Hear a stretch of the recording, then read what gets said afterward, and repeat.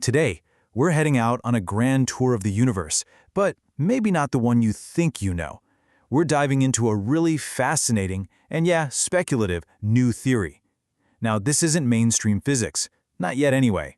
Think of it as a compelling what-if that tries to tackle some of the biggest puzzles in cosmology with one pretty radical idea. So let's just jump right in with a question that kind of messes with everything we learn in school. We always think of gravity as this force, right? Something that pulls us down to Earth. But what if that's totally wrong? What if gravity isn't a pull at all, but more like a current that we're all just sinking in? And that question brings us right to the core premise of this whole idea, which is called chrono-gravity.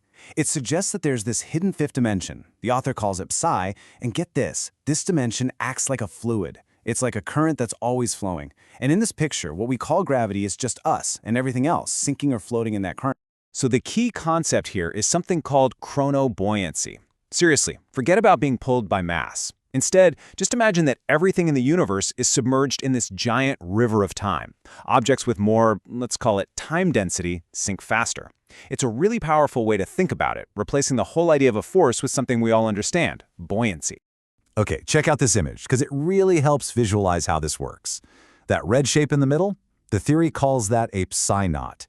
It's basically what mass is in this model, a kind of tangle in that fifth dimension. And you see how it's squeezing those green lines around it? Those lines represent the flow of time. So the knot slows down the time flow right next to it. This creates a sort of time density gradient, and other objects, they just sink down that gradient. That sinking feeling, that's what we perceive as gravity. All right, so now that we've got that core idea in our heads, let's take this theory out for a spin on our grand tour. First stop, our own galactic neighborhood, which, it turns out, is home to some of cosmology's biggest headaches.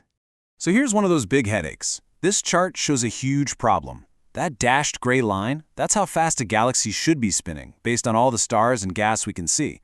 But the red dots show how fast it's actually spinning, way, way faster. The standard solution is to invent something called dark matter. But look at that solid blue line. That's the prediction from chronogravity. It nails the observations without any dark matter at all. It suggests the extra gravity is coming from these invisible tangles in the fifth dimension. And this isn't just a hand-wavy idea. This simulation here shows how it could actually work.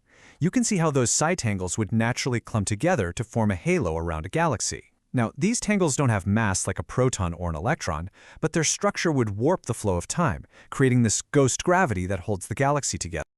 Okay, so this theory offers up a way to explain dark matter, which is a massive claim.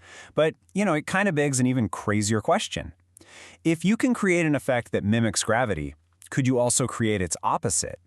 Could you actually make anti-gravity? And, well, according to the math behind this whole framework, the answer is yeah. What you're looking at here is a visualization of a stable warp bubble, like from science fiction. Normally, to build one of these, you'd need some bizarre, theoretical, exotic matter with negative mass. But in chronogravity, you can get the same effect, bending space-time to travel faster than light just by manipulating the shape of this fifth-dimensional field. No exotic matter needed. Okay, we've just gone from galaxies to warp drives.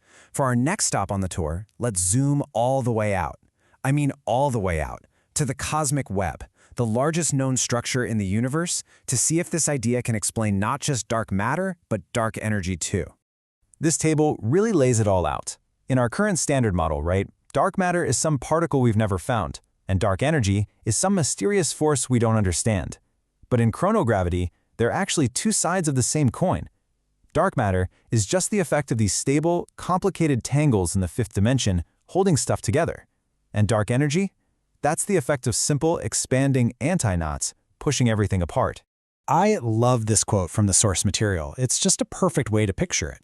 It asks you to imagine the whole universe as this one giant macrame project. The galaxies and clusters we see, those are the parts that are all knotted and tangled up. And those huge empty voids between them, that's just the parts that are unknotting and stretching out. So, we've seen the big, we've seen the very, very big. For our final stop, we're going to go to the smallest scale you can possibly imagine, the quantum realm, the actual fabric of reality, and maybe even the origin of the universe itself. Okay, you might want to hold on tight for this, because this is where the theory gets really wild. It suggests that if you could zoom into the quantum level, this fifth dimension would look like it's fraying apart, like an old rope. And that fraying is quantum mechanics. It gets crazier. Persistent little twists in these fibers, that's electric charge. Tiny, stable knots in the fibers, that's what gives particles their mass. And the entire rope can apparently splice apart, creating whole parallel universes. So the ultimate claim here, the big punchline, is a complete unification of everything. Gravity, electromagnetism, the strong and weak nuclear forces, they're not actually separate things. They're all just different kinds of geometric behavior, knots, twists, frays, in one single underlying field. This whole idea even gives us a new history of the universe. Before the Big Bang, there was no time. There was just this eternal root braid made of this fifth dimension. The Big Bang wasn't a beginning from nothing, it was a splice.